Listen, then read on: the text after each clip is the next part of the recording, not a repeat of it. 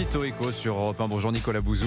Bonjour Dimitri, bonjour Anissa, bonjour à tous. Bonjour Nicolas. Alors ce week-end, Nicolas, à San Francisco, un taxi sans chauffeur de la compagnie Waymo, c'est une filiale de Google, a été violemment attaqué. Et vous nous dites, Nicolas, que ça illustre assez bien la montée d'une violence anti-technologie. Absolument, ça s'est passé dans le quartier de Chinatown, à San Francisco, donc, et les images sont spectaculaires. On peut les voir sur les réseaux sociaux. Les vitres du taxi autonome, donc sans chauffeur, ont été brisées, il a été incendié. Alors évidemment, on peut y voir l'action de simples racailles, comme on le voit parfois en France, mais ce serait à mon avis louper un phénomène plus profond. En fait, il y a des centaines de taxis sans chauffeur qui circulent à San Francisco depuis cet été. On peut les appeler tout simplement avec une application sur son smartphone.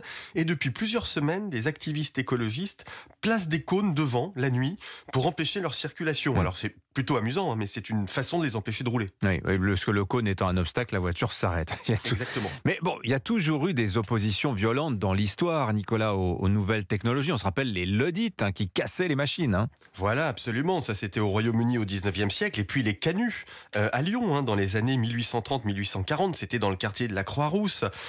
C'était une révolte contre les métiers à tisser, notamment les métiers jacquards. Les canuts étaient les sous-traitants des industriels de la soie. Ils travaillaient chez eux sur leur propre machine. C'était toute une façon de vivre et de travailler.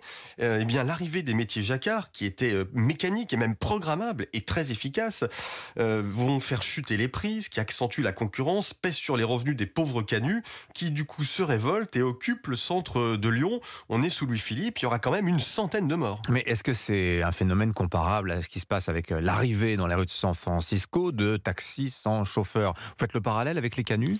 Ouais, je fais le parallèle. Alors oui, les principaux opposants à la technologie aujourd'hui sont des écologistes radicaux, mais ça pourrait être de plus en plus les perdants de l'innovation. Je m'explique. Les innovations comme les métiers à tisser au 19e siècle ou les taxis autonomes aujourd'hui génèrent des progrès fantastiques pour la société. Une baisse des prix des vêtements dans le premier cas, une facilité de déplacement dans le deuxième, mais elles font aussi des perdants, les canuts ou les chauffeurs de taxi ou de VTC. C'est d'ailleurs la raison pour laquelle les périodes d'innovation dans l'histoire ont toujours été des grandes périodes de déstabilisation sociale. Et avec l'intelligence artificielle, c'est peut-être l'un des principaux défis auxquels devront faire face nos sociétés ces prochaines années.